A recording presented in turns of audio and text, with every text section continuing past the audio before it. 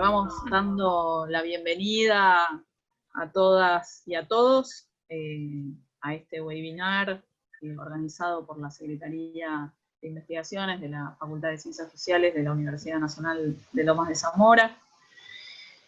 Secretaría que está presidida por Luz Canela Suji, que nos acompaña y le agradecemos muchísimo que esté acá. Y también agradecerle que digamos, haya hecho de esta pandemia mucho de este tipo de encuentros y que nos han dado por lo menos espacios de respiro y de reflexión muy importantes para no terminar tal vez aislados, en prejuicio, ¿no?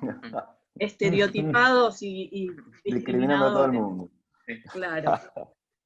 Bien, ese es el tema que nos convoca hoy, aislados, prejuicios, estereotipos y discriminación en tiempos de pandemia.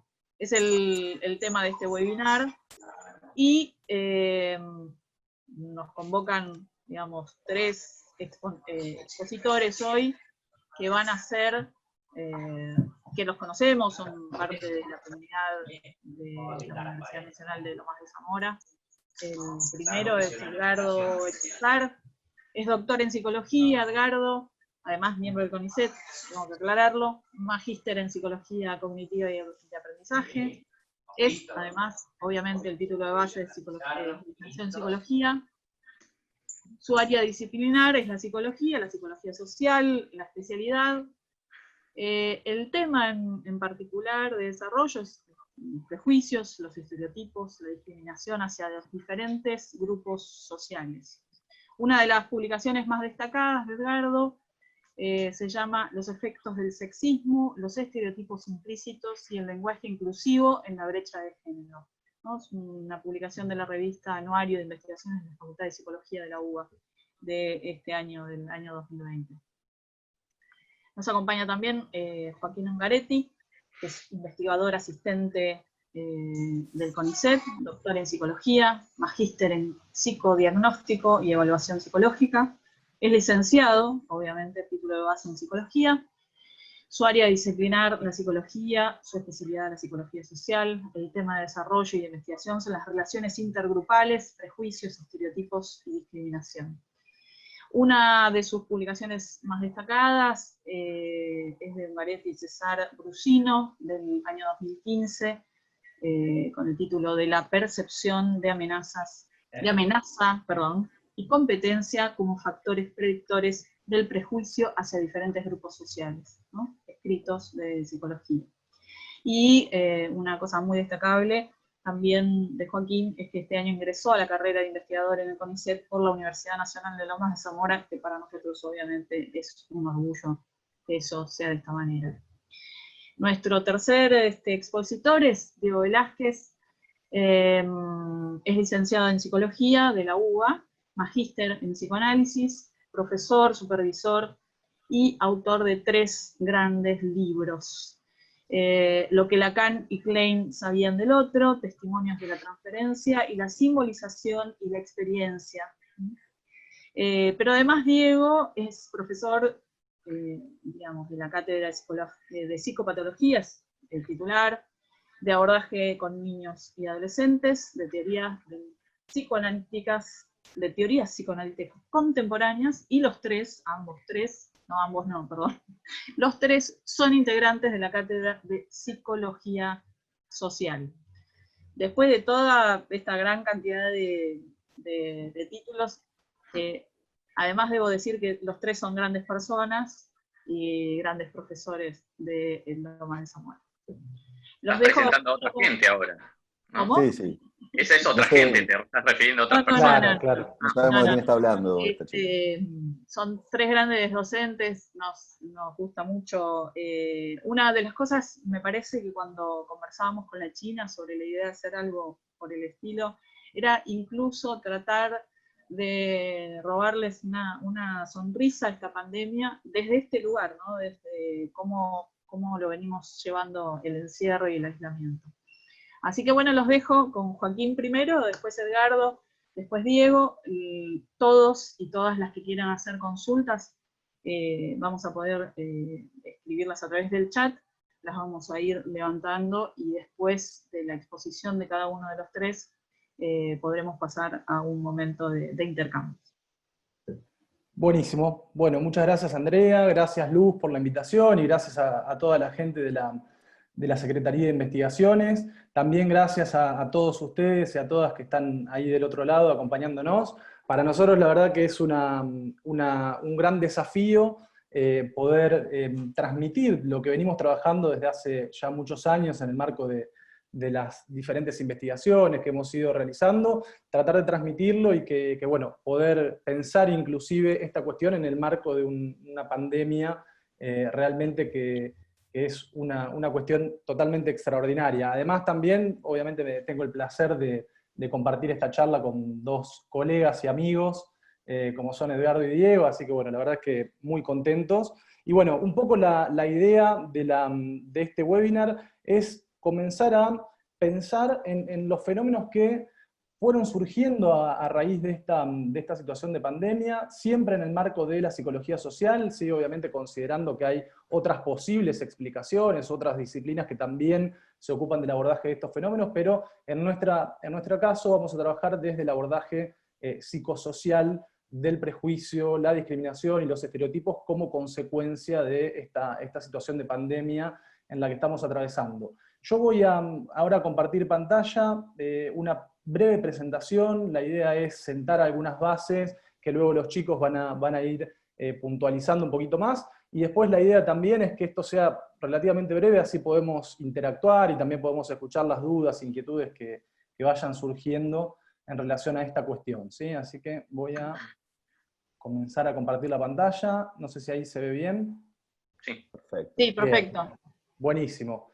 Bien, entonces, algo que, digamos, que a mí me parecía importante para empezar a pensar en este fenómeno es hacer una especie de analogía en relación a las curvas de las que se está hablando en los medios de comunicación y demás. Se habla constantemente de la curva sanitaria y el aumento de la curva sanitaria. También se habla mucho de la curva económica, ¿sí? Una curva descendente en cierto sentido, o el aumento, una curva ascendente en el caso de toda la situación económica que nos está dejando esta crisis que estamos atravesando, es decir, aumento del desempleo, aumento de las condiciones de vulnerabilidad de muchos sectores sociales. Y a mí me parecía que también es importante, y creo que viene a colación del título de esta presentación, hablar de la curva de la conflictividad social que está obviamente relacionada con estas otras dos curvas que yo les mencionaba, ¿sí? Es decir, estamos asistiendo, estamos en cuarentena, y por ende nuestra ventana al mundo en muchas ocasiones tiene que ver con los medios de comunicación, y lo que nos llega a partir de los medios de comunicación son noticias, son imágenes, y muchas de ellas tienen que ver con situaciones de conflictividad social, y en buena medida tienen que ver también con relaciones intergrupales de tipo conflictivas que se dan entre diferentes grupos que forman parte de la sociedad. Así que en ese marco, y algo que me parecía interesante, era mostrar lo que venía pasando y cómo se fue esparciendo también esta oleada de conflictividad social a partir de los primeros casos que empiezan a aparecer en diferentes partes del mundo, ¿sí? Obviamente tenemos el origen de esta pandemia en China, y después se empieza a esparcir y empiezan a aparecer cuestiones que, lejos de facilitar un atravesamiento de esta situación en armonía y en paz, potencian la conflictividad. Entonces, tenemos, por ejemplo, algunos recortes de Estados Unidos, en el caso de un líder que debiera ser, se supone, una persona que tiene que calmar todas las situaciones que trae aparejadas esta pandemia en términos de conflictividad intergrupal, y hablando de que el coronavirus como el virus chino, ¿sí? Es decir, ya generando una estigmatización hacia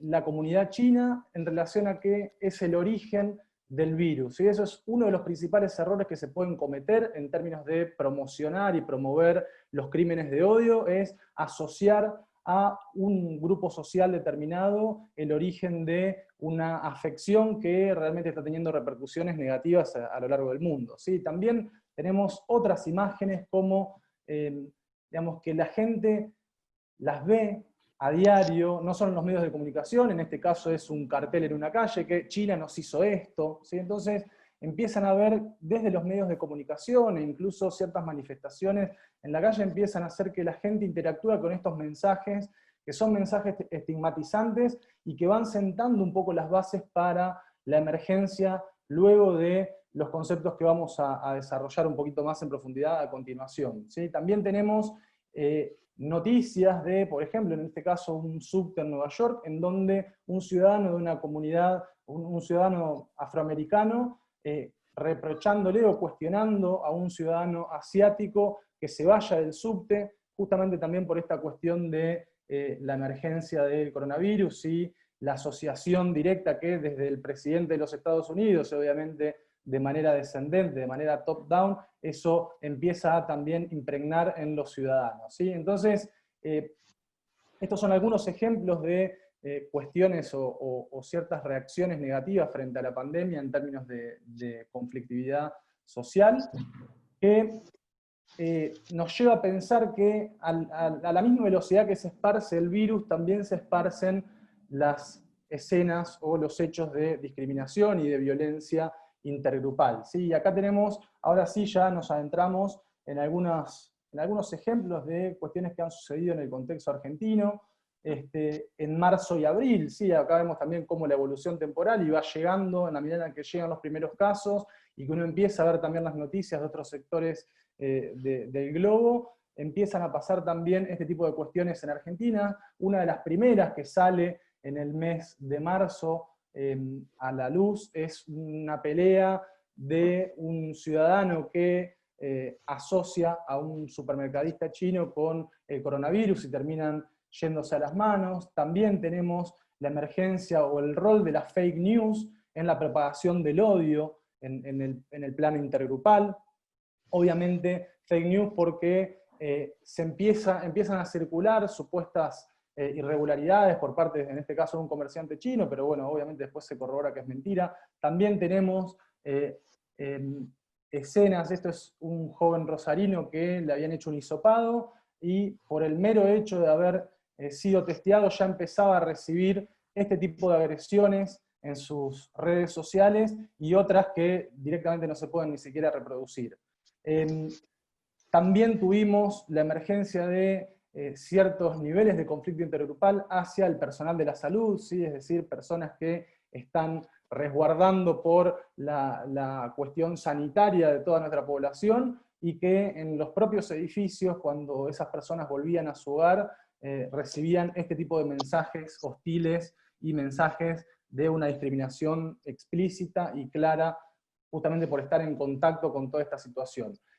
Todo esto a lo que lleva también es a que desde los organismos oficiales notamos, y acá vemos también un poco, hablando y haciendo estas analogías en términos de curva, vemos también cómo aumenta la curva de las denuncias radicadas en el INADI entre los meses de marzo y abril por discriminación, ¿sí? Lo que mencionan las autoridades, estos son datos oficiales, es que desde el establecimiento de la cuarentena obligatoria, el promedio diario de denuncias por discriminación recibidas por el INADI creció un 40%, ¿sí?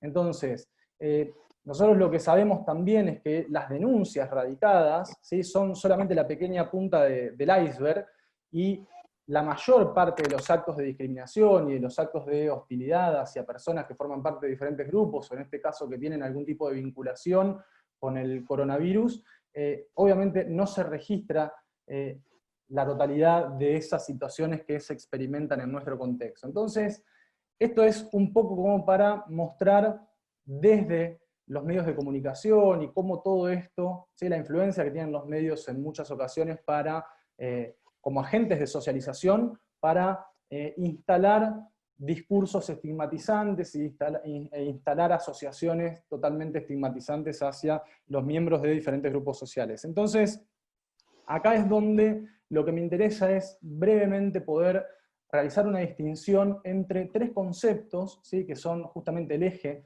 de este webinar, y que sistemáticamente, desde el sentido común, se tratan en ocasiones de manera indiferenciada, ¿sí?, que vienen de la mano y que se hablen distintamente de estereotipos, de prejuicios y de discriminación. Así que nada, me parecía interesante poder transmitir cómo desde una perspectiva psicológica pensamos diferencialmente estos tres conceptos, estas tres nociones, que si bien están estrechamente relacionadas y tienen una relación dinámica y se retroalimentan mutuamente, no son necesariamente lo mismo, ¿sí? Así que en este marco es que cuando uno empieza o habla del término de estereotipo, fundamentalmente remite a una serie de creencias, ¿sí?, que vienen rápidamente a la mente de las personas y que son creencias que tienen que ver con ciertas características o atributos de un grupo y de sus miembros, ¿sí? O sea, es decir, son imágenes que rápidamente le vienen a las personas cuando piensan en un individuo o en un grupo social, pero que no son imágenes necesariamente nimias. Si bien los estereotipos en sí no pueden ser considerados como positivos o negativos, ¿sí?, porque no tienen una carga valorativa, pero sí constituyen una cierta predisposición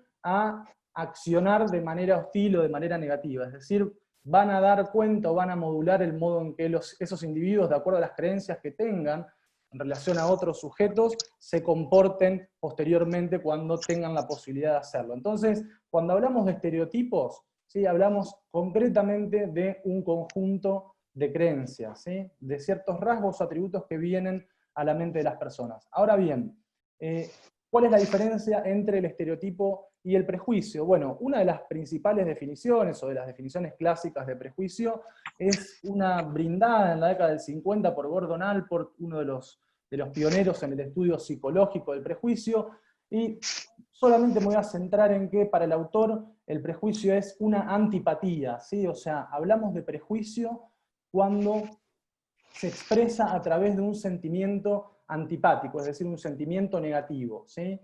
Ese sentimiento negativo, dice el autor, está basado en una generalización, ¿sí? Es decir, hay ahí por detrás un mecanismo de generalización, es decir, esa creencia de que, bueno, son todos iguales, ¿sí?, cuando en realidad, y eso es lo que viene a continuación, ¿sí?, basado en ese mecanismo de generalización, que es producto del pensamiento categorial, es decir, de cierta tendencia que tenemos los seres humanos, natural e inevitable a pensar en categorías, es producto de ese mismo mecanismo psicológico que los individuos tendemos a hacer generalizaciones, ¿sí? Y esas generalizaciones obviamente están muy relacionadas con el concepto de estereotipo que mencionábamos anteriormente. Ahora bien, ¿qué dice el autor? Que esa generalización es errónea, ¿sí? Es decir, no existe, no tenemos la posibilidad de tener evidencia empírica en relación a que todos los miembros de un determinado grupo social son de determinada manera o tienen determinados atributos, ¿sí? Es muy improbable que eso suceda, que yo tenga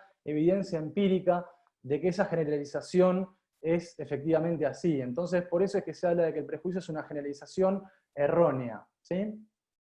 Y otra cosa importante, y que acá es la clave del prejuicio, es que esa generalización también, no solo que es errónea, sino que es inflexible, ¿sí? Es decir, la persona, el prejuicioso, independientemente o pese a estar expuesto a evidencia contradictoria de sus creencias estereotipadas que tienen relación a los miembros de un determinado grupo, la persona sigue pensando lo mismo, ¿sí? Entonces, bueno, todo bien, pero a mí no me digan que es así porque la persona está totalmente centrada y está totalmente fijada en sus creencias, ¿sí? Entonces, esto me parece que es importante y es una de las claves de prejuicio. Hay muchas personas, incluso todos, cometemos sesgos de atribución, cometemos errores de interpretación, incurrimos en el fenómeno de la generalización, pero no todos ni todas permanecemos inflexibles frente a esas creencias, ¿sí? En muchas ocasiones, cuando alguien nos muestra una realidad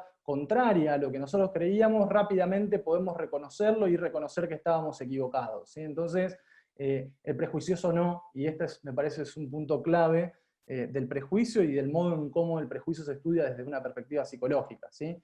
Y otra cosa que es súper importante y que acá a veces aparece mucha confusión, es que desde una perspectiva psicológica el prejuicio está dirigido hacia un individuo o hacia un grupo, ¿sí? Si está dirigido hacia un individuo es porque rápidamente se lo piensa a ese individuo como formando parte de un grupo social más amplio, grupo hacia el que los individuos tienen una serie de creencias estereotipadas, ¿sí?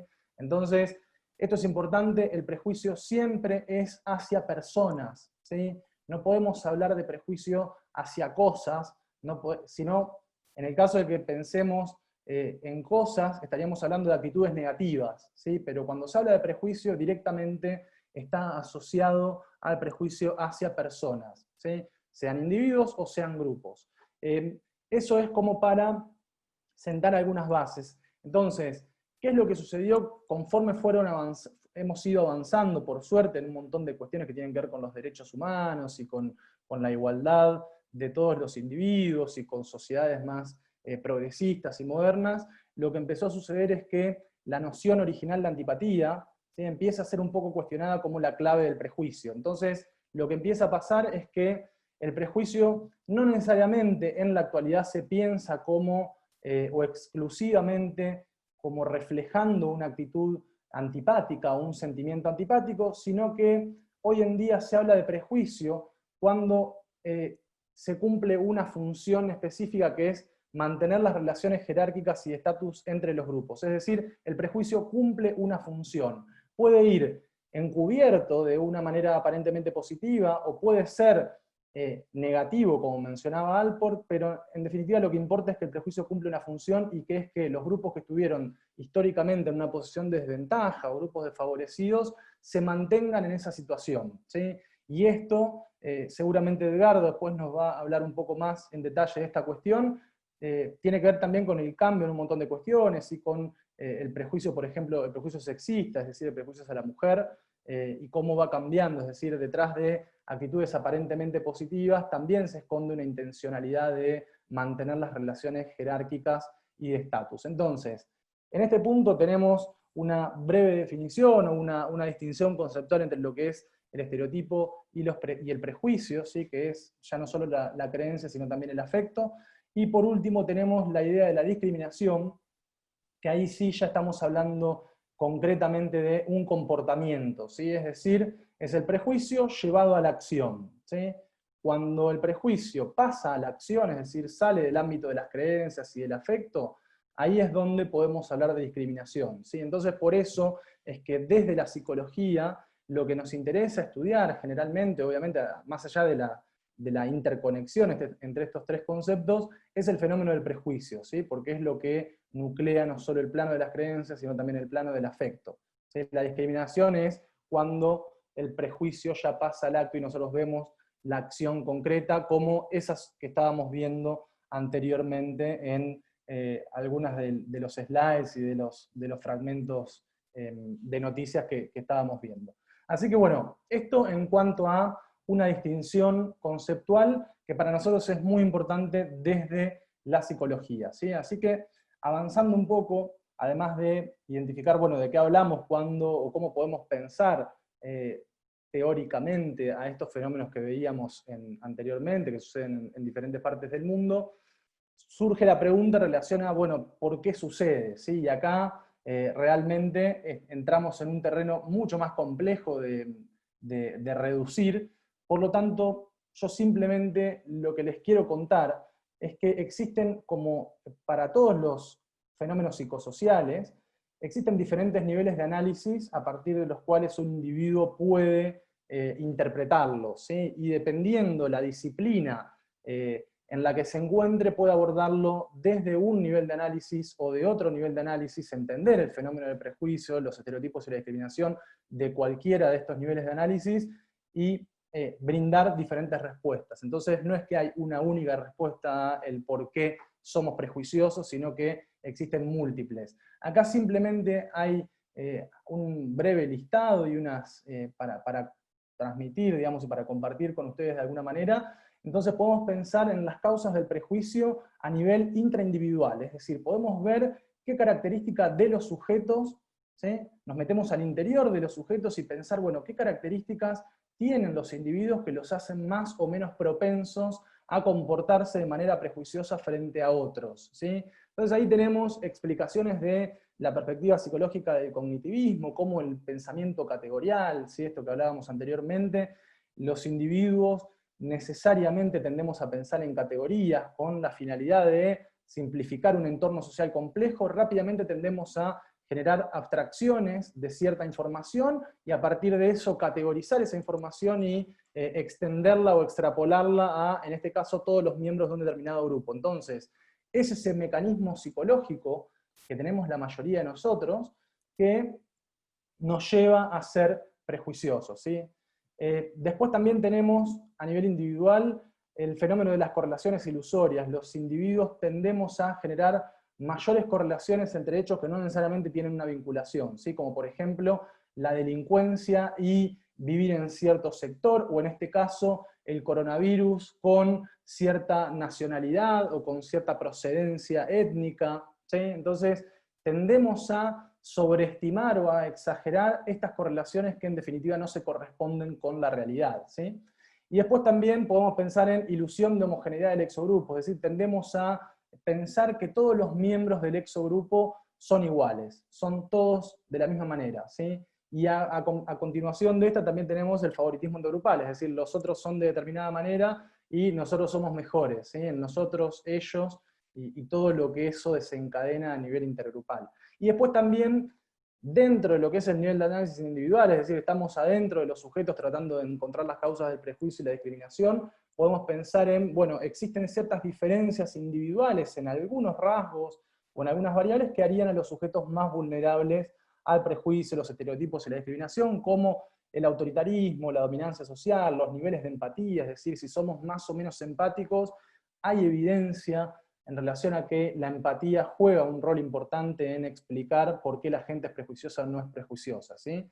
Ahora bien, si queremos salirnos de adentro del individuo y pensar ya en qué pasa a nivel de la interacción en relación a la emergencia, del origen del prejuicio, podemos pensar en fenómenos interpersonales, ¿sí? Y ahí tenemos cuestiones como la profecía autocumplida, o el efecto experimentador, el efecto Pigmalión, es decir, son cuestiones que dependen de, por ejemplo, cómo el experimentador en un estudio determinado tiene ciertas hipótesis y cómo sus actitudes, sus creencias y su intensidad en ocasiones hace que el sujeto pueda corroborar, ¿sí? Es decir, que los participantes muestren o confirmen esas hipótesis que el experimentador tenía. El efecto Pigmalión se ha estudiado mucho en el ámbito educativo, y es decir, de acuerdo a las expectativas que ciertos docentes ponen en cuanto al rendimiento de los estudiantes, pueden hacer que el estudiante realmente rinda más de lo que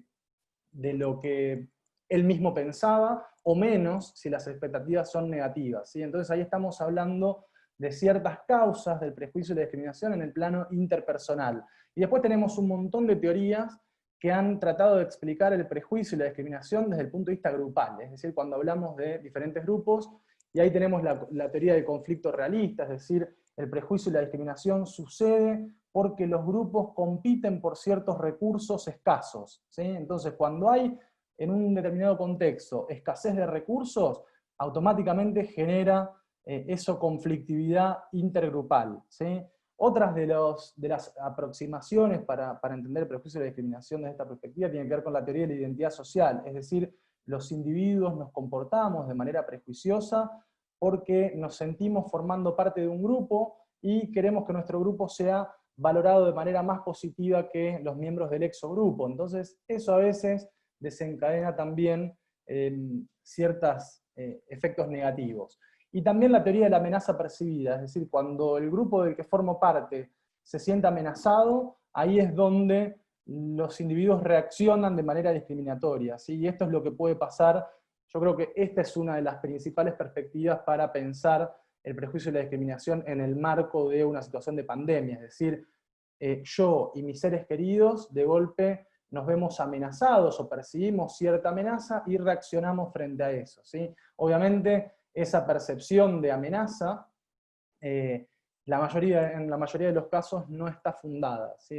Por el contrario, está basada en creencias totalmente erróneas, estereotipadas y demás.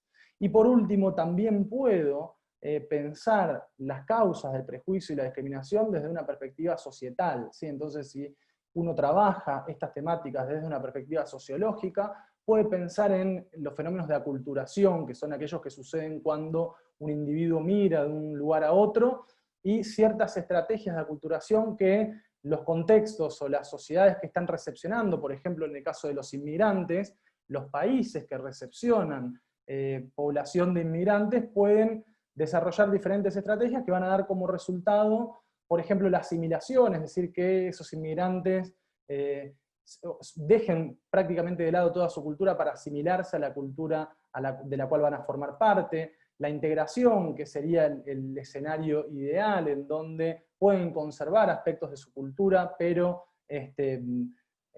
también adoptar aspectos de la cultura donde están, hacia donde se están moviendo. Después tenemos la segregación y la marginación, que serían el caso negativo, es decir, de acuerdo a cómo se reaccione desde el Estado, por ejemplo, frente a las políticas migratorias, puede que ese tipo de comportamientos por parte del Estado desencadenen en los ciudadanos conductas de prejuicio o de discriminación. ¿Sí? Entonces, simplemente era mostrarles algunas de las situaciones en las que estamos viviendo a partir de este contexto de pandemia, hablar un poco acerca de esta distinción conceptual y también pensar algunas de las causas, entre otras, y de manera muy, muy sintética y rápida, que pueden explicar el origen del prejuicio y la discriminación. Y para finalizar, simplemente quería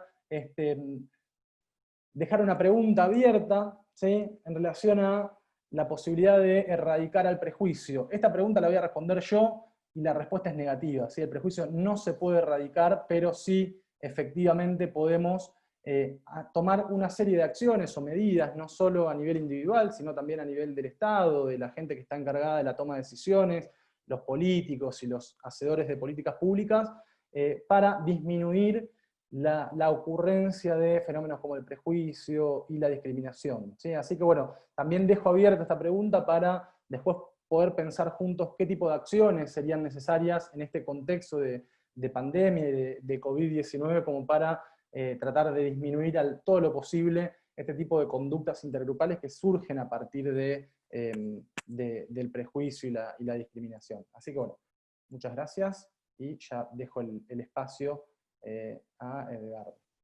Gracias a vos, Joaquín, y nada, le damos la palabra ahora sí a Edgardo.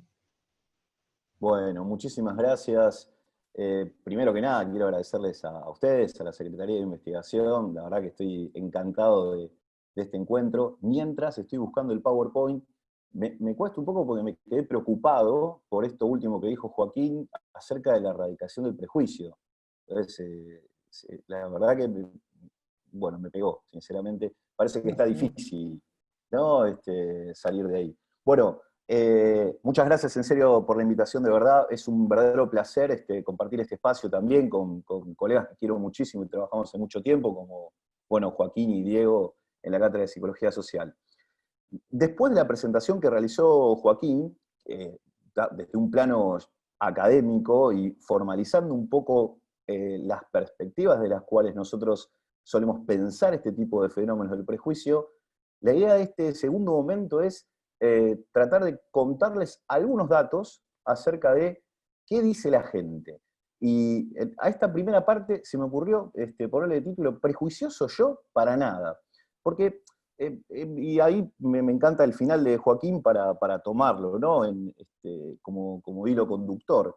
¿En qué medida las personas reconocemos los prejuicios? Ya sea para nosotros o para terceros, ¿sí? O verlos en los demás. Teníamos esta duda el año pasado con el equipo de investigación en que trabajamos en Psicología Social en la Universidad de Lomas de Zamora, y salimos a campo, hicimos una encuesta y le preguntamos, una encuesta a nivel nacional, una encuesta muy grande, participó mucha gente, hicimos unas cuantas preguntas, y les quería contar algunas, y algunos resultados que obtuvimos. Lo primero que queríamos saber era si los participantes del estudio consideraban que eran, en general, personas prejuiciosas. ¿Usted se considera, en general, una persona prejuiciosa?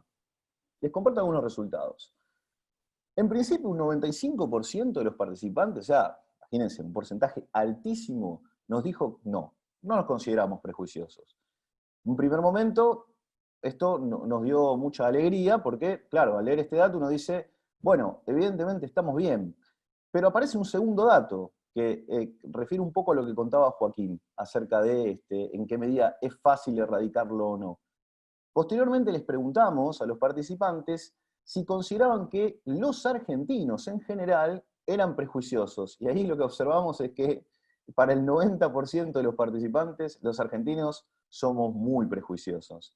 Por lo tanto, acá aparece una suerte de principio de contradicción, si uno lo ve a primera vista, pero si nos detenemos un ratito, podemos llegar a tratar de buscarle la vuelta al por qué pasa eso. ¿Sí? Con esta frase, no sos vos, soy yo, no soy yo, sos vos, sería, ¿sí? En este caso. Y quiero retomar para esto un concepto con el que trabajamos mucho en psicología social, que es el sesgo de atribución. ¿Sí? El sesgo de atribución, desde nuestra disciplina de la psicología social, es un sesgo que suele estar presente y suele ser uno de los primeros que se nos dispara cuando se nos presenta una situación que percibimos como incómoda. ¿Sí? Ahí tienen en el slide una frase que es un clásico. Si a otra persona le va mal, es porque no se esforzó lo suficiente. Un clásico, ¿sí? Cuidado, hago una aclaración. Este es un sesgo típico del prejuicio, ¿no? Por ejemplo, si es pobre porque complete la frase, ¿no? O si no lo logró, o si a un estudiante, por ejemplo, no le fue bien en un examen. ¿Por qué no le fue bien en un examen? Y fíjense qué interesante en este fenómeno de la atribución, que es un fenómeno grupal, como contaba antes Joaquín, vinculado fuertemente con el prejuicio, hay una distinción muy grande si quien está en el eje del asunto es la propia persona, o si quien está en el eje del fenómeno, ¿sí? Quien uno está juzgando, es otra persona, son los demás, son otros. Si se me está juzgando a mí, generalmente la responsabilidad no es mía, no es mi culpa, pero si juzgo a otros, suele ser la responsabilidad de la persona.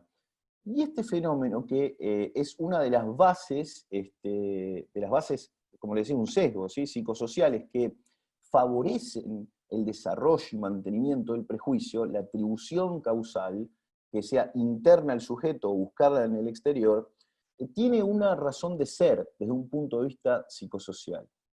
Y me quiero detener unos minutos para conversar acerca de este fenómeno. ¿Por qué cuando algo está mal en nosotros, por ejemplo, y acá quiero resaltar este punto, ¿por qué si nosotros percibimos o alguien nos indica que podemos estar siendo prejuiciosos, la tendencia suele ser no a poner una pausa, escuchar lo que dice la otra persona y eventualmente tomar conciencia de que quizás sí, es verdad, puedo estar molestando a alguien puede sentirse incómodo o incluso sentirse discriminado. Sin embargo, la reacción no suele ser esta, sino ¿cuál? La reacción suele ser la de el rechazo, la negación y la generación de ciertas emociones que ahora en breve vamos a describir. Pero ¿por qué pasa esto? Y acá es fundamental que tengamos presente que siempre el prejuicio está estrictamente vinculado al concepto de autoestima, es decir, a la valoración que tenemos sobre nosotros mismos. Cuando percibimos para nosotros o para los demás un acto de prejuicio que se estereotipe a un grupo social o incluso la misma discriminación, es porque la autoestima, es decir, cómo nos valoramos a nosotros mismos, se está poniendo en juego.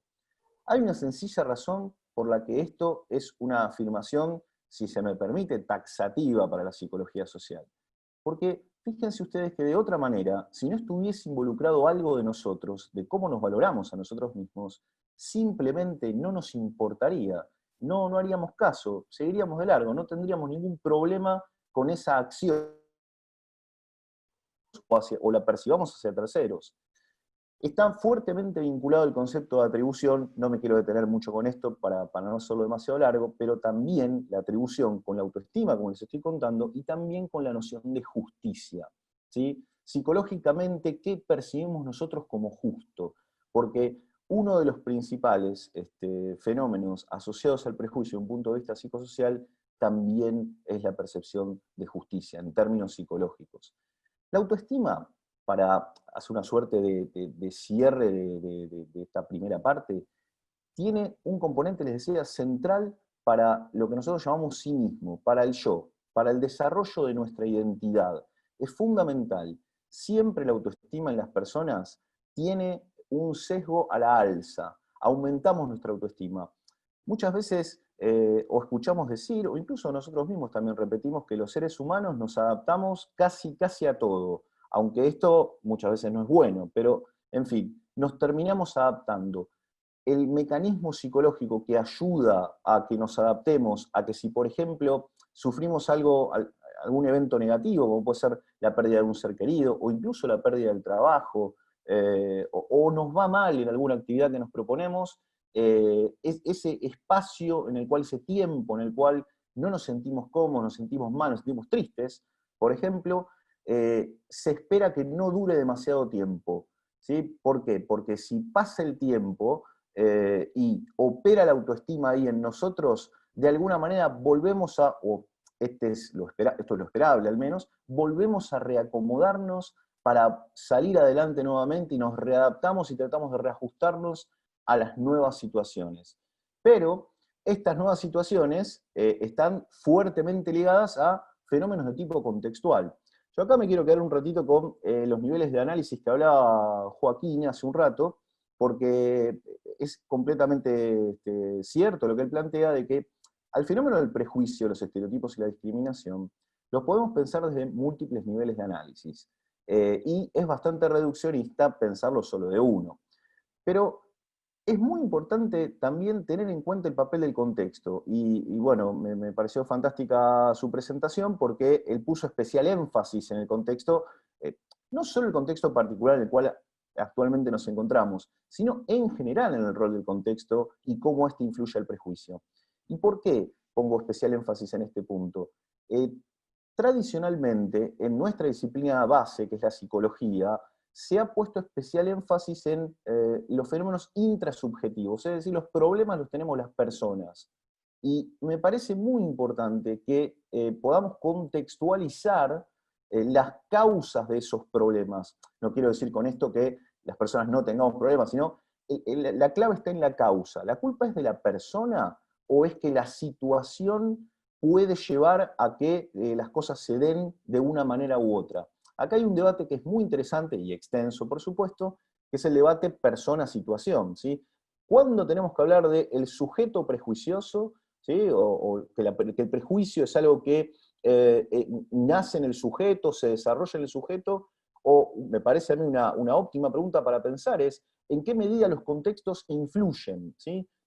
Quizás queda claro, y para muchos de ustedes esto sea obvio, el contexto claro que influye en el prejuicio, pero una buena pregunta que podemos hacernos también es ¿cuánto influye?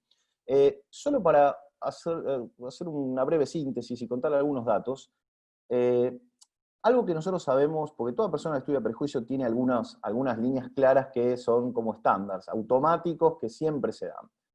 Cuando en cualquier país del mundo, en cualquier momento histórico, aparece una fuerte crisis económica, siempre se disparan todos los prejuicios. Pero hay uno, por ejemplo, en particular, que es clave, y siempre aparece, el prejuicio hacia el inmigrante.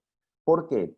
Por la tendencia psicológica que sucede ante la percepción de crisis, y por supuesto que genera esto una serie de emociones negativas en la persona, y la necesidad, recuerden el concepto de atribución, de buscar un responsable para este fenómeno. Y a quienes podés tener a mano y que muchas veces, no siempre, pero muchas veces pueden ser incluso grupos más vulnerables, ¿quiénes son y a quiénes tenemos a mano? A los inmigrantes.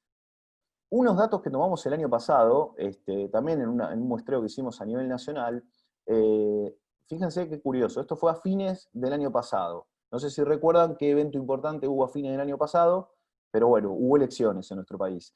Y le preguntamos a todos los participantes, una encuesta grande de 1.500 personas en todo el país, le preguntamos, ¿sufrió en los últimos tiempos algún tipo de discriminación? El 60% nos respondió que sí. Siempre que obtenemos un resultado vamos a decir por la positiva, en el sentido, 60 nos dijeron que sí, lo primero que nos preguntamos es, ¿y qué pasó con los otros 40? Porque vuelvo a lo mismo que les contaba antes. Entonces hay un 40 que aparentemente este problema no lo tiene.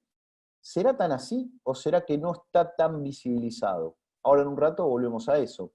Ahora, de ese 60% que respondió que sí, la próxima pregunta que le hacemos es, ¿cuál fue el principal motivo para aquellos que se sintieron discriminados, por los cuales te sentiste de esa forma? Y fíjense ustedes qué particular, que para esas fechas, estamos hablando del periodo de elecciones, la gran mayoría de los participantes se sintió discriminado en algún medio, red social, ¿sí? O incluso en ámbito familiar, un contexto, por sus creencias políticas o ideológicas. Estoy poniendo especial énfasis en este punto para dar cuenta de cómo el contexto favorece que se desarrollen diferentes expresiones de prejuicio. Estas mismas preguntas, si las evaluamos, por ejemplo, hoy estamos seguros, lo sabemos, no vamos a obtener los mismos resultados. ¿Qué es lo que cambió? Cambió el contexto. Esto es muy importante para nosotros, porque ahora estamos en un contexto de pandemia. Y la pandemia nos lleva al aislamiento, ¿no? De ahí viene el título una parte del título de este webinar. Este aislamiento es lo que es esperable que suceda en términos psicológicos, es esperable, sería raro que no pase, es que sintamos incertidumbre, porque no podemos saber cómo van a seguir el desarrollo de nuestras vidas en general. Lo vivimos en todos los ámbitos de nuestra vida cotidiana. En nuestro caso, por ejemplo, en la universidad, estamos constantemente viendo qué pasa con el virus y cómo podemos desarrollar las mejores... Bueno, vuelvo al concepto que charlaba antes, ¿no? Cómo nos adaptamos de la mejor manera posible a estas contingencias, ¿sí? Dicho sea de paso, un esfuerzo muy grande se está haciendo la mayoría de las universidades nacionales y la UNLZ para llevar adelante esto que yo creo que es un desafío muy, muy complejo. Vuelve acá y me gustó, no estábamos coordinados con esto, pero bueno, Joaquín lo ponía en palabras en relación al virus chino, ¿no? A lo que se llama prejuicio de origen, uno de los clásicos del prejuicio de origen, esas inmigrantes, ¿sí? Digo, porque también con la discriminación que presentaba él hacia los supermercadistas chinos, que hubo muchos conflictos de violencia. ¿Por qué? Porque encontramos ahí las causas de un posible problema. La incertidumbre, entonces, siempre lleva a un aumento de un tipo de emoción, y esa emoción es el miedo. Cuidado, no es la única, por decirlo de alguna manera, salida. Desde el punto de vista psicosocial hay otras, pero son más complejas y requieren de ciertos, incluso hasta diría, entrenamientos o experiencias. Muchas veces, por ejemplo, se habla del concepto de resiliencia, y yo creo que en este punto me parece que es pertinente traerlo a colación. Fíjense por qué. La incertidumbre, lo tienen enfrente ustedes en el slide, produce un aumento de la emoción del miedo. Y esto, por supuesto, lleva, ahí abajo tiene una frase de alguien, para mí una persona muy interesante, que dice, el miedo lleva a la ira lleva al odio, y el odio lleva a la discriminación. La verdadera frase termina como el odio es para evitar el sufrimiento. ¿Sí? Bueno. Lo que les quería decir es, fíjense qué interesante, la mayoría de los datos que tenemos en este contexto de aislamiento de ASPO, indican que las personas que experimentaron, ¿sí? Mayor emoción del miedo son los jóvenes, ¿sí? Las juventudes son las que declaran mayores niveles de incertidumbre y miedo. Más allá de los conflictos vinculados a, no quiero extenderme mucho, pero vinculados al desarrollo de su identidad y de la propia historia de vida, que en los momentos de juventud eso es clave, pero fíjense que los adultos mayores, por el contrario, no es que no tengan miedo o no perciban este tipo de emociones, también, pero la mayoría de los indicadores, por ejemplo, hay la Facultad de Psicología de la UBA, publicó un informe vinculado con esta información, la Universidad Nacional de La Matanza también, la Universidad Nacional de Córdoba, en estudios que hicieron a lo largo de todo el país. ¿Y por qué sucede esto? Y una conjetura, ¿no? Por supuesto lo someto a discusión, pero creo que es porque personas que tienen edades más avanzadas ya atravesaron, por supuesto no un contexto de pandemia, que puede ser inédito para quizás todos y todas, pero sí atravesaron otro tipo de impactos en nuestro país que los posibilita, los lleva a poder regular un poco mejor, desde mi punto de vista al menos, este tipo de emociones. Sin embargo, en el contexto de pandemia, decíamos, muchos prejuicios se disparan, y hay algunos que nos preocupan más que otros. Quiero terminar mi exposición contando algunos datos acerca de un fenómeno que es el de la percepción acerca del acoso sexual y cómo ésta está vinculado con la valoración de los colectivos feministas. En estos estudios que yo les contaba, que realizamos a gran escala, o sea, total país, una pregunta que nosotros teníamos era, además de lo que les contaba antes, vinculados con el prejuicio, específicamente si, la pregunta es esta, si percibió en algún momento, para sí mismo o para alguien cercano que conozca, que haya sufrido algún tipo de acoso sexual, si la persona a quien estamos preguntando. Y las respuestas que obtuvimos son que el 78,8%, o sea, vamos, redondeo, el 80% de los participantes indican haber tenido contacto directo, o sea, la propia persona, o indirecto, pero un vínculo cercano con una situación de acoso sexual. ¿Sí? Como les contaba hace un ratito con el otro dato, una pregunta a priori que nos hacemos es, ¿qué pasó con el otro 20? El otro 20 nunca vio esta percepción de acoso sexual. Bueno, ya el 78 es un dato que de mínima a nosotros nos asusta, ¿sí? Nos asusta y nos preocupa. En el desglose, cuando hacemos un desglose por género, por supuesto le preguntamos cómo se autoperciben los participantes. Quienes se autoperciben como femeninas, aumenta el 84 casi por ciento de la percepción del acoso sexual. Una aclaración que me parece importante hacer y que vale la pena discutir, y creo que en esto hay que seguir trabajando, porque me parece que es importante, es a qué nos referimos cuando hablamos de acoso sexual. Recuerden ustedes que en esta parte del webinar yo estoy contando datos que recolectamos cuando hacemos entrevistas a diferentes participantes de estudios. Por supuesto que tenemos marcos teóricos y definiciones conceptuales. De hecho, tenemos una definición conceptual acerca del acoso sexual. Pero nos interesa particularmente, en este caso, qué se representan las personas cuando piensan acoso sexual. Y una conjetura también, que es un desafío para preguntarnos y para continuar incluso si quieren discutir en este mismo espacio, es hasta qué punto se logra visibilizar qué es y qué no es un acoso sexual. Por ejemplo, que alguien le diga que él le diga un piropo a ella. ¿Se puede tomar como acoso sexual? Que le diga un piropo y que la siga por la calle, por ejemplo. Eso sí se puede tomar como acoso sexual sin que haya ningún tipo de roce.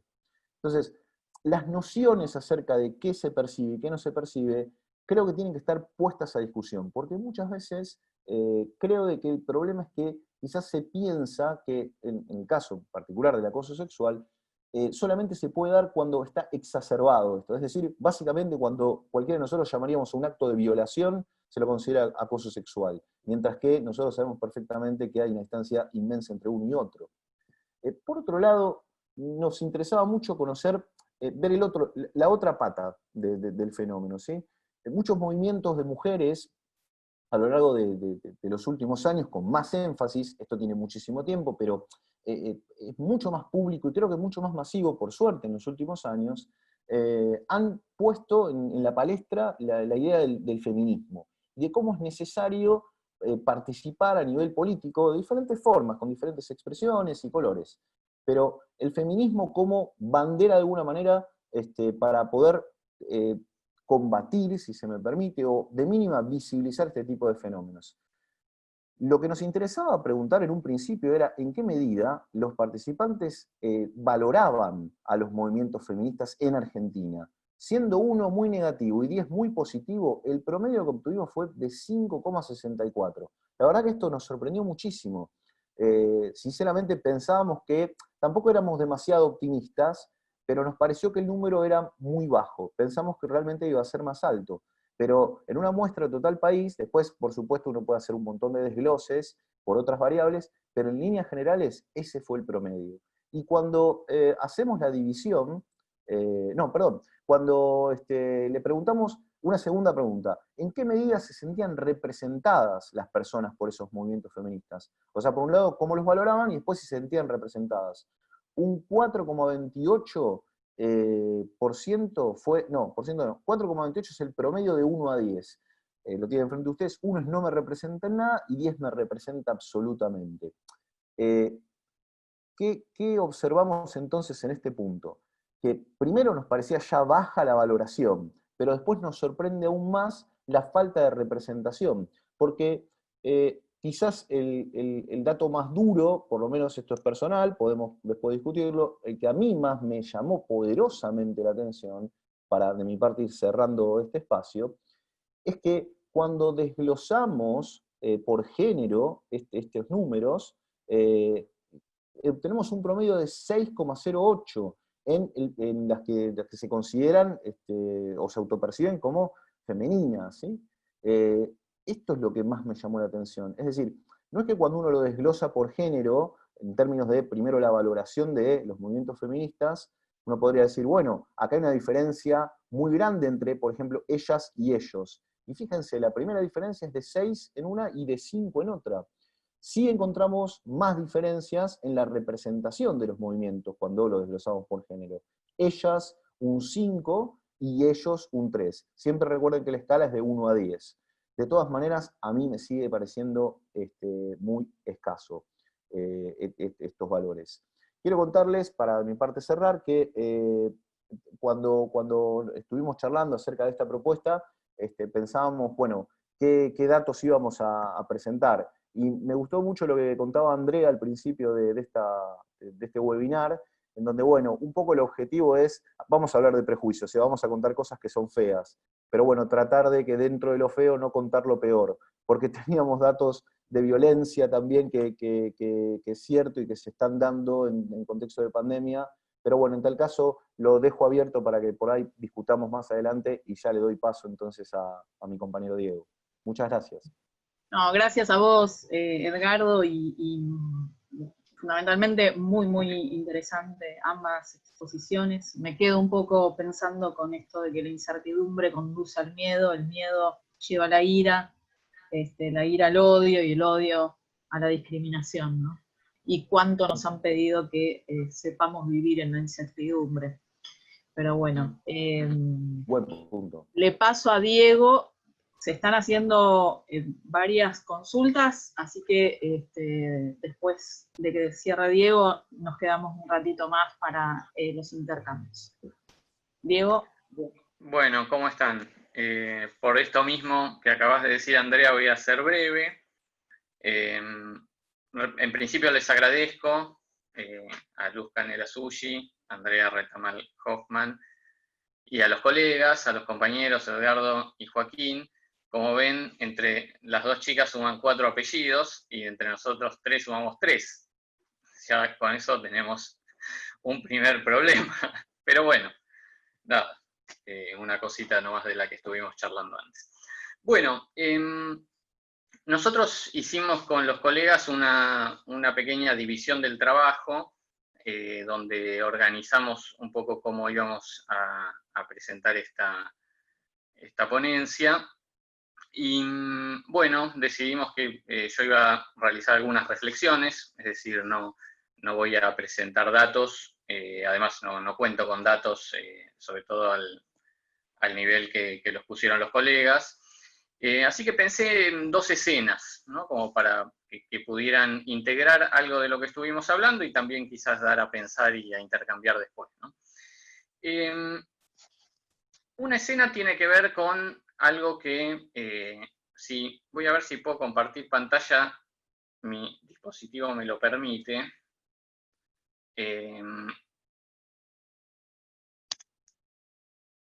Bueno, ahí tenemos una iglesia de la zona de Cádiz, en España, cerca del puerto de Cádiz, y una de las escenas que quería presentar para intercambiar y para reflexionar tiene que ver con este lugar. De ahí partieron y partían muchos viajes a América.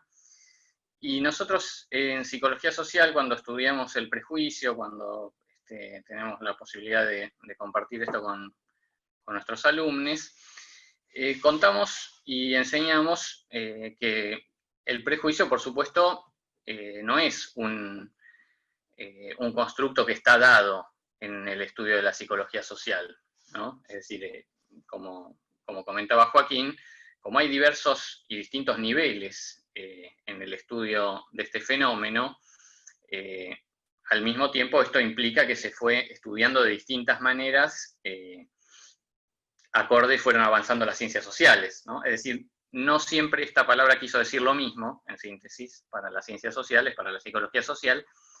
Y a mí me interesa especialmente un punto que es cuando no quería decir nada, ¿no? Porque las palabras nombran cuestiones que no estuvieron siempre para ser nombradas, ¿no?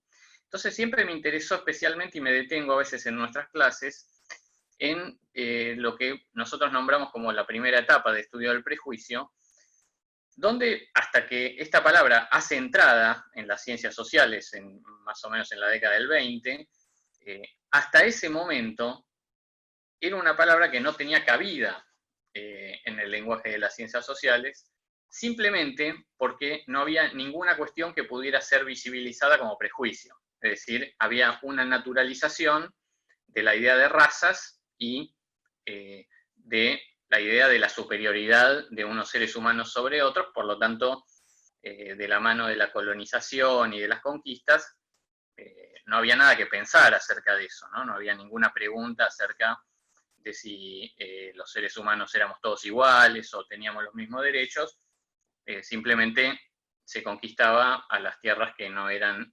europeas o imperiales, ¿no? o centrales. Y yo suelo contar, el público se renueva de todas maneras, como dijo Mirta Legrand, como vemos hacemos una cita de autoridad en esto, ¿no? Yo suelo contar esta escena a la que me voy a referir, ¿no? Por eso puse esta imagen de Cádiz. Hubo un episodio en la conquista de América, en la conquista de México en particular, donde se presentaban, porque los conquistadores no eran todos iguales, se presentaban diferentes modos de ver lo que estaba ocurriendo ahí con los seres humanos que estaban en América, y había una discusión muy importante entre algunos clérigos y conquistadores, pero principalmente los clérigos y los intelectuales, digamos, los pensadores de la conquista, que principalmente se reunían esto, ¿no? Los conquistados, los indios de América, ¿son seres humanos o no son seres humanos? ¿No? Esta pregunta existía y dio lugar a muchísimas polémicas y discusiones, estamos hablando de 1520 y en adelante, y había dos posturas, ¿no? Una la representaba Fray Bartolomé de las Casas, que era un teólogo y un teórico, además de uno de los conquistadores, representaba una de las posturas, y él decía, sí, son seres humanos, ¿no? No están evangelizados, no conocen a Dios, nuestra tarea es hacer conocer eso, pero se trata de seres humanos, se trata también potencialmente de hijos de Dios, ¿no? Y había otra postura que sostenía que no son seres humanos, ¿no? Aquellos ejemplares que habían sido encontrados acá en América no podía tratarse de seres humanos, principalmente por esta situación de que no conocían a Dios. No hablaban el idioma español, hablaban una lengua extraña, por lo tanto no se los podía considerar seres humanos. Esto es una discusión que, porque los conquistadores, más allá del afán de riqueza y las batallas y las pestes, tenían también un afán intelectual, digamos, ¿no? De definir determinadas cuestiones. Y esto llevó a una discusión muy grande, que se termina dirimiendo de la siguiente manera. Llevan a un indio, a un azteca, a España, ¿no? Desembarca por ahí cerca de esta iglesia, y lo llevan frente a un tribunal de expertos para que determinara si se trataba o no de un ser humano, ¿no? Bueno, es prácticamente una junta, un jurado, que toma distintos aspectos, evalúa cosas, y no pueden llegar a una respuesta unánime, ¿no? De manera tal que, bueno, lo dejan seguir viviendo. No tengo idea, o no recuerdo si siguió viviendo ahí, en España, o volvió a América, pero lo que tenemos es que no se pudo llegar a dirimir esta cuestión intelectual y legal también tan importante de si se trataba o no de seres humanos. Bueno, esta escena a mí siempre me interesó mucho, porque en la base de este trípode que nos presentó Joaquín, ¿no? Prejuicio, estereotipo y discriminación, siempre subyace algo que potencialmente es muy peligroso, pero de lo cual se echa mano, que es quitar la condición humana de algunos grupos para poder realizar determinadas acciones sobre ellos, ¿no? Esto del virus chino, que trajo Joaquín, ¿no? Es interesante porque esa expresión no es una descripción, ¿no? Por empezar, bueno, es errónea desde el momento en que no se trata de un virus con nacionalidad, pero tampoco podríamos decir, bueno, esto es connatural a los chinos o pertenece a los chinos, ¿no? Es erróneo en todo sentido, pero además no es solo una descripción, sino que es una calificación, ¿no? Quien dice eso, al mismo tiempo está diciendo chino como algo negativo, ¿no? Recordemos que esto, por supuesto, como dijeron los colegas, no tenemos ningún antecedente para orientarnos, por eso el gran nivel de incertidumbre y de no saber en el que estamos habitando, pero el antecedente que conocíamos o que empezamos a revisitar en estos días es la llamada gripe española, ¿no? Que también tiene esa misma operación de denominación, la gripe española, ¿no?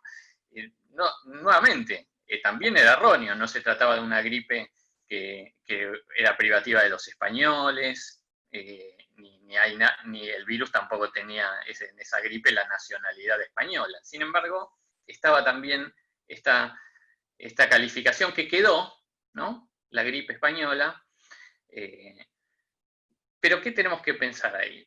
Bueno, evidentemente en ese momento, quizás decir España no es lo mismo que decir España hoy en día, cuando España es un país del primer mundo, ¿no?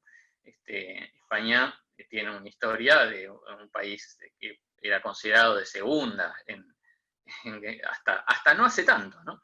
Entonces también decir gripe española era un poco denigratorio, ¿no? Es decir, la gripe, el virus, es de los inmigrantes, es de ellos, ¿no? Se determina un ellos y se pone ahí lo malo. O sea que me parece que ahí tenemos una cuestión que va en línea con esto que planteaban los compañeros.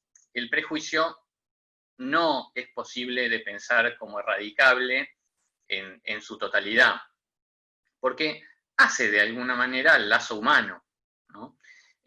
Lo que por supuesto no quiere decir que esté todo dicho ni todo jugado, porque siempre está la apertura a las acciones que los propios seres humanos podemos hacer para dominar esos aspectos tan primarios, pero que son también parte de nosotros, ¿no?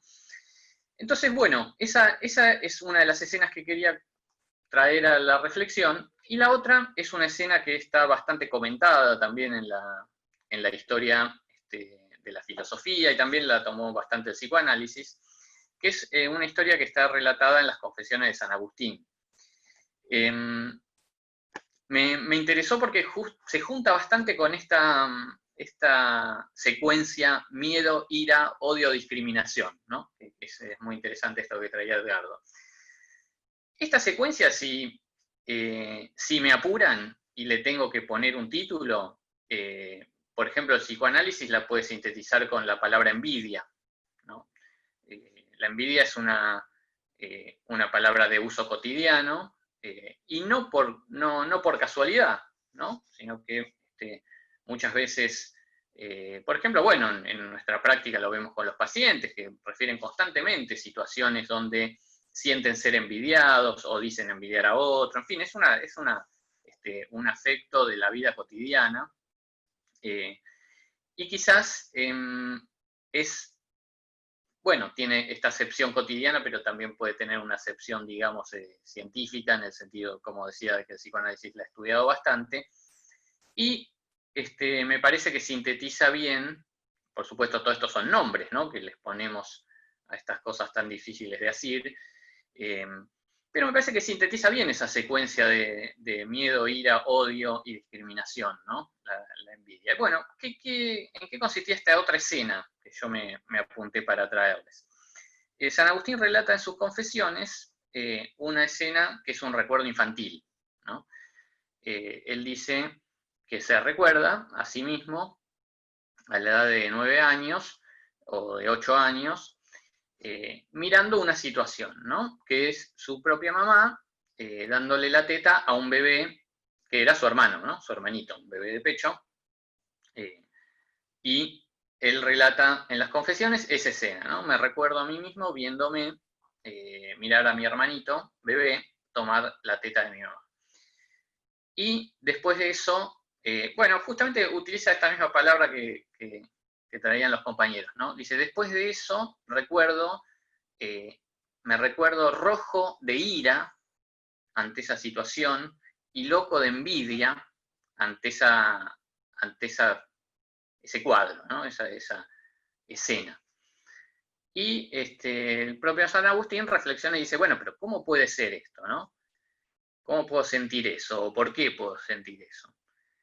Si siendo un chico de 8 años, yo no puedo querer lo que tenía mi hermanito bebé, porque si a un nene de 8 años se le pone la teta de la mamá y la leche de la mamá, la escupe, es algo que es asimilable para un bebé, pero no para un niño de 8 años, ¿no? O sea, dice el propio San Agustín, yo no podía querer eso que tenía mi hermanito, ¿no? O sea, la ira y la envidia que sentía no puede ser querer tener lo que el otro tiene, ¿no?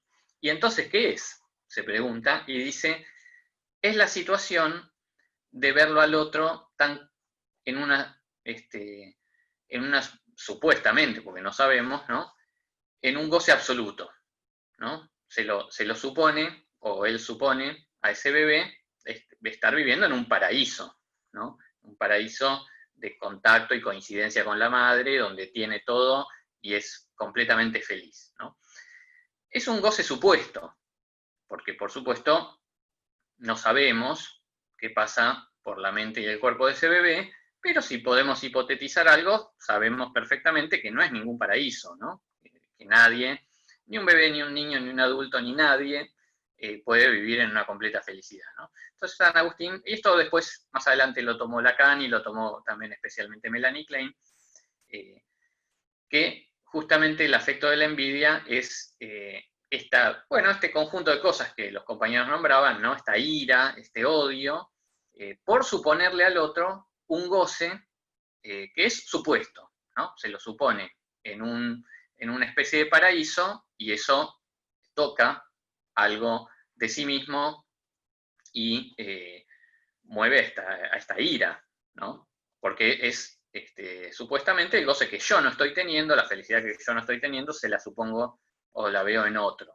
¿no? Esto, bueno, hace un poco al plano individual, pero como bien decían los compañeros, el tema del prejuicio y la discriminación tiene muchos niveles de análisis y uno es el social, ¿no? Pero bueno, para el psicoanálisis, por ejemplo, la envidia hace al lazo social porque estamos constituidos por ese tipo de cuestiones, ¿no? Esto es en un contexto como el que estamos viviendo, donde también retomo ahí lo que decían los colegas, es una situación muy difícil y de un desafío muy fuerte para todos, porque estamos ante algo en principio desconocido, que abre a una gran incertidumbre, pero esta vez sí, ¿no? No como decía Andrea, como fue presentada la incertidumbre en los últimos años, como si fuera algo muy hermoso, ¿no? Por ejemplo, quedarse sin trabajo y vivir la incertidumbre, ¿no? No, estamos ante una incertidumbre realmente existencial, porque si bien podemos decir, bueno, nunca sabemos nada, nunca sabemos acerca del futuro, etcétera, etcétera, quizás esta vez realmente lo podemos experimentar de primera mano, que no tenemos una idea de cómo puede ser el futuro a partir de este episodio que nos recorre a todos, ¿no? A quien ningún sujeto ni ningún grupo puede estar ajeno. Es decir, que estamos enfrentados a este no saber y a esta incertidumbre que conmueve muchas cosas, que pone en peligro muchos supuestos saberes que teníamos hasta el momento, y que justamente puede dar lugar a lo peor, pero por esa misma apertura puede dar lugar a lo mejor también, ¿no? Esa es otra de las cosas que no sabemos. Este contexto puede acentuar los aspectos más prejuiciosos, más agresivos y más envidiosos que tenemos los seres humanos y los grupos humanos, por supuesto puede pasar, como también por supuesto, puede dar lugar a una apertura que todavía no conocemos también, ¿no? Es decir que, retomo esta cuestión. Ya sabemos que el prejuicio no lo vamos a poder erradicar, yo coincido con eso. Esto es una cuestión, como le gustaba decir a nuestro ex titular Narciso Benvenaste, de una cuestión antropológica, ¿no? Esto hace al lazo humano, el prejuicio hace al lazo humano, la envidia hace al lazo humano, esto es ineliminable, pero siempre hay una apertura posible a cuáles son las acciones que hacemos para vivir en sociedad que dominen esos aspectos, ¿verdad? Entonces, y esto es tan móvil, ¿no? Y tan poco sabemos acerca de esto, que una de las cosas que me propuse para pensar también, y para ir cerrando, es que qué movilidad que tienen estas cuestiones aún dentro mismo de este periodo de cuarentena, ¿no?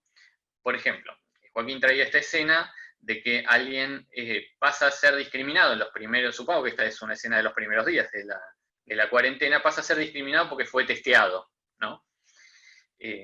Pasado unos meses, tenemos un reclamo de que se hagan más testeos, ¿no? O sea, el testeo, en la propia periodo de 3 o 4 meses, el testeo pasó de ser un peligro y un estigma a pasar a ser algo deseado y reclamado, ¿no? O sea, esto tiene una movilidad y un grado de incertidumbre muy fuerte, ¿no? Como lo vimos también con los aplausos a los médicos en los primeros días y a las pocas semanas la discriminación a los médicos en los edificios, ¿no? Porque vienen de tener contacto con pacientes. Es decir, es como si en cada recorte que hacemos tenemos una ventana abierta a lo peor, ¿no? Y una ventana abierta a lo mejor, o no sé si decir lo mejor, o lo que puede frenar lo peor, ¿no? Me parece que ahí hay digamos, una puja de valores, en términos de lo que nosotros también enseñamos en psicología social, donde esto nunca queda fijo para siempre, sino que hay una puja de valores, hay una puja de representaciones sociales, y es, me parece, lo que se está decidiendo o lo que se va a decidir de acá en más, ¿no? Si esto se vuelca hacia el predominio de valores individualistas o de alguna manera se le puede dar alguna lucha con valores más de tipo colectivos. Me parece que eso es un poco el desafío que está presente. La propia naturaleza del virus, ¿no? Barre con todos estos posibles prejuicios también, porque, bueno, vemos que, más allá de que, por supuesto, después puede tener mejores posibilidades alguien que tiene atención médica que alguien que no tiene agua en la casa, ¿no? Eso desde ya. Pero el virus en sí mismo se puede alojar en el cuerpo de cualquier persona, ¿no? De cualquier persona, de cualquier clase social, y quizás también, como nunca antes, cualquiera de nosotros puede ser objeto de prejuicio y discriminación. Eso, medio que acá no zafa nadie, ¿no? Por eso mismo también es un llamado a qué se puede construir colectivamente para frenar esas cosas. Reitero que esto me parece interesante, ¿no? De lo que se planteó también, que es esto no va a desaparecer de nuestra naturaleza, pero sí siempre está abierto a cuánto de esto se le puede poner un freno colectivo. Me parece que es un poco la lucha que viene, ¿no? Bueno, por ahora esto para no hacerla mucho más larga y abrimos, ustedes dirán, a los intercambios. Sí, muchas gracias, Diego. La verdad es las 3 ponencias muy, muy interesantes. Me parece que nos dejan más preguntas que respuestas, muchachos. La próxima vez a ver si me hacen los deberes y nos empiezan a contestar cosas. No, mentira. A ver, hay algunas preguntas muy interesantes. Voy a ir tratando de hacérselas. Lamentablemente no nos queda mucho tiempo, así que vamos a hacer de las preguntas que hizo los presentes y las presentes. Voy a tomar 3 y una para cada uno en este. A ver. Franco Romero Becker nos preguntaba, y creo que estaba dirigido más bien a Joaquín, ¿cuál consideran que sería el factor fundamental, si es que lo hay, de que le da al prejuicio su potencia para incidir en el entorno social? Bien, bueno, una gran pregunta y creo que difícil de responder a la luz de lo que mencioné en relación a los niveles de análisis, ¿no? O sea, yo creo que es un fenómeno totalmente multideterminado, o sea, que está atravesado por un montón de cuestiones, entonces yo creo que uno puede pensar en abordar o en la prevención, si se quiere, desde los diferentes niveles de análisis también, o sea, podemos trabajar, por ejemplo, desde los medios de comunicación, incluso desde la información que se proporciona, con el tema de la categorización, es decir, decategorizar, es decir, cambiar las categorías que ya tienen digamos, una direccionalidad establecida y que está muy instalada por los medios de comunicación y demás. O sea, podés trabajar a nivel intergrupal también, ¿sí? O sea, yo creo que hay como múltiples posibilidades de abordaje para un fenómeno que ya te digo, o sea, es muy difícil de establecer cuál es lo que le da mayor potencia, ¿sí? Al estar tan multicausado desde características individuales, características interpersonales, grupales, societales, o sea, realmente es muy difícil, si bien uno a veces con la finalidad de estudiarlo hace un recorte de un nivel de análisis, se mete ahí, pero es muy difícil de pensarlo de manera descontextualizada o aislada del resto de los niveles de análisis que están operando ahí. Así que bueno, no sé si no es una respuesta cerrada, pero realmente no es fácil dar una respuesta acabada a esa pregunta. Gracias. Bueno, muy bien. Melanie también te pregunta, Joaquín, sobre la teoría de la amenaza percibida, y dice que le gustaría saber cuáles son las creencias infundadas que más te preocupan como psicólogo social.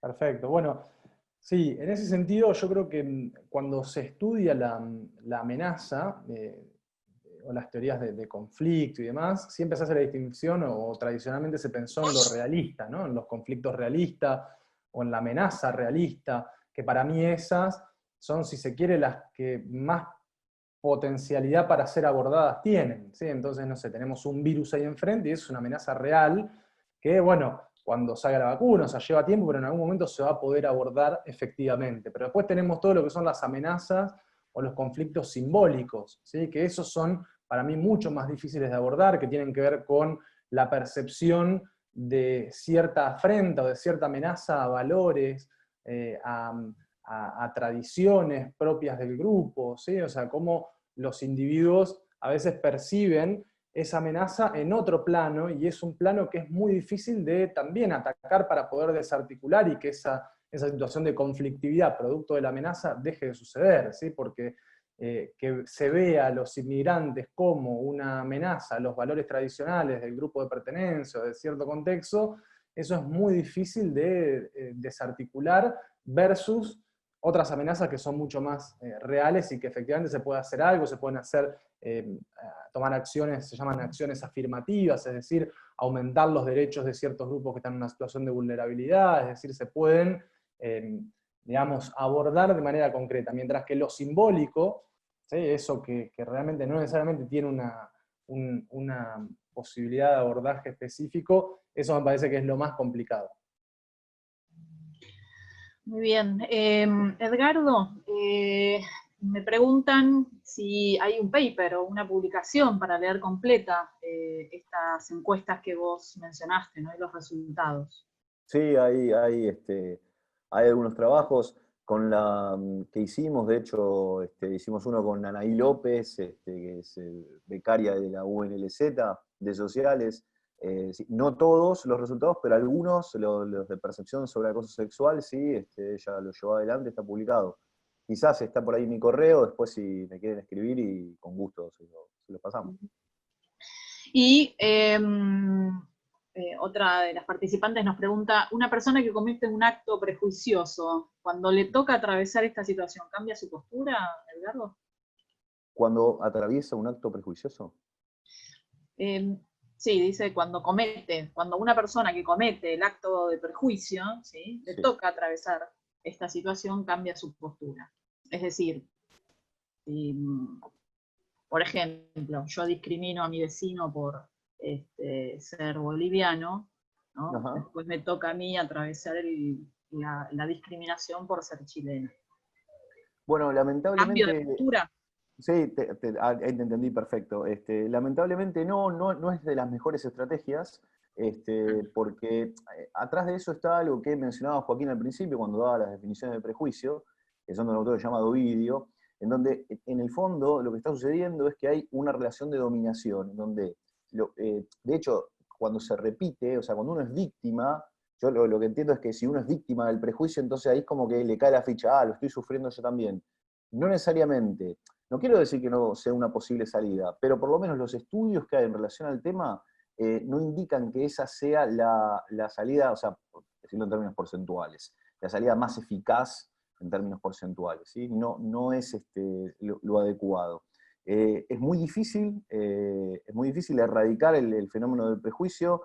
Comparto también lo que decía Joaquín, de que el prejuicio está ahí, podemos amedrentarlo, disminuirlo. Esto es muy importante tenerlo en cuenta, y sobre todo, para cerrar y no hacerlo muy larga, la mejor estrategia que siempre tratamos de transmitir para pensar en la vida cotidiana el fenómeno del prejuicio, aunque cuesta mucho, y sobre todo a las personas que son víctimas de discriminación, les cuesta un montón y no se lo podemos pedir éticamente, pero al resto que por ahí lo puede llevar, tratar de tener paciencia e interactuar. Porque un fenómeno fantástico que se da es que, fantásticamente triste, es que cuando alguien percibe que hay otro que está discriminando, lo ve de esa manera, tiende a alejarse, a separarse, a distanciarse. Y la premisa fundamental del prejuicio, no alcanzamos a contarlo esto, pero bueno, es que el prejuicio se reduce fundamentalmente por el contacto. Necesitamos interactuar con los que son distintos. Distintos a nivel étnico, a nivel de elecciones sexuales, de género, con los que son diferentes, para empezar a darnos cuenta que pueden ser diferentes en algunos aspectos, pero no son ellos los otros los enemigos. Para evitar esto que me parece fantástico, marcaba Diego, deshumanizarlos, sino que son muy parecidos a nosotros en muchos otros aspectos. Muy bien. Diego, una última pregunta y lamentablemente nos quedamos sin tiempo. Y me pareció interesante porque Benigna pregunta si la envidia tendría relación con el vos al otro, ¿no? Esto que vos contabas. Y esto conduce, por ejemplo, entre otras cosas, al rompimiento de cuarentenas. Bueno, sí, sí, yo creo que tiene que ver, por eso es importante esto que se viene remarcando, ¿no? Que las herramientas o las posibilidades que tenemos de luchar contra estas cosas, me parece que es reforzar todos los valores colectivos, y como esto es una puja, ¿no? Nada se establece para siempre, ni ninguna representación social, por ejemplo, queda estabilizada y gana, sino que siempre se está en puja, esto, ¿no? Está en lucha, es conflicto permanente. Por lo tanto, todo lo que apunte, me parece, a los valores colectivos y no los valores individualistas, es un poco la única herramienta con la que se puede contar para combatir estas cosas. Es decir, por ejemplo, me parece que una puja que está en tensión todavía es cómo, por ejemplo, en los primeros días de la cuarentena apareció una representación que es todos estamos luchando contra este enemigo invisible, por ejemplo, ¿no? Algunos criticaban esa expresión, a mí me pareció interesante porque es todos luchando por algo, contra algo en lo cual estamos igualados, y bueno, que para eso tenemos que hacer acciones colectivas, de cuidado del otro, de tener en cuenta determinadas cosas, tener en cuenta los que saben, digamos, hay como un tener en cuenta al otro, y eso es una posible representación que puede triunfar, digamos, en esta puja, que es, bueno, hay algo que nos implica a todos como seres humanos, y una épica de luchar contra eso, contra ese enemigo invisible, por ejemplo, ¿no? Pero después eso fue fue puesto en tensión frente a representaciones más individualistas como yo no aguanto más, ¿no? Cosas donde alguien se corta solo, por decirlo así, y empieza a decir, bueno, pero yo no aguanto el barbijo, ¿no? O no puedo no ver a mis amigos. Como expresiones descolgadas del otro, descolgadas de una visión social de las cosas, de una visión colectiva del problema, ¿no? Ver este problema como un problema individual del que no aguanta más, y no como un problema colectivo donde hay que aguantar más, ¿no? Eso me llamó la atención también, cómo se pinchó un poco, o cómo no reaparece. Bueno, está en tensión, por supuesto, ¿no? Pero a mí me interesa cómo pueda reaparecer esa, como una especie de gesta colectiva, ¿no? Por ejemplo, bueno, vamos a poder salir adelante frente a esto, alguna cosa así, ¿no? Más que no aguanto más, que también como representación es muy pobre, ¿no? Porque, ¿cómo no aguantas más, no? O sea, pará, no es un bombardeo, hay gente que vivió guerras, hubo campos de concentración, hubo catástrofes climáticas que tienen Te muchos sumo países. una, si no te molesta, pensando en lo que queda todavía, porque todavía Además, queda, claro. esto no es que ya mañana cerramos la persiana, bueno, o sea, es muy importante, perdón, pero quería agregar eso, me parece Sí, clave. sí. Toda salida exitosa, yo no tengo registro de que no sea colectiva. Eso es muy importante tenerlo en cuenta, es clave, es un ABC de la psicología social el que marca Diego. Por eso creo que con Joaquín firmamos. Sí. Bueno, eso un poco. Muy bien, muchísimas gracias a los tres, creo que efectivamente concordamos y obviamente por eso también estamos propiciando este tipo de encuentros y de espacios, ¿no? Para esta reflexión y para que podamos ir empezando a construir esa salida colectiva también. Así que nada, más que agradecerles a todas y a todos los participantes, se nos sumó. La verdad que primero, la complejidad del tema hace también a la complejidad de las preguntas, que fueron muy interesantes. Les pido perdón a todas las preguntas que quedaron como afuera y en el tintero, pero vamos a tratar de seguir propiciando estos espacios. A Diego, a Joaquín y a Edgardo les agradezco muchísimo desde la Secretaría de Investigaciones que hayan colaborado y nos hayan prestado su tiempo para poder conversar. Y a todos y a todas las participantes les agradezco muchísimo y excelente espacio de encuentro. Y nos dejan un montón de preguntas y obviamente una gran tarea que es la construcción colectiva a esta pandemia. Muchísimas gracias por participar. Gracias a ustedes. Gracias.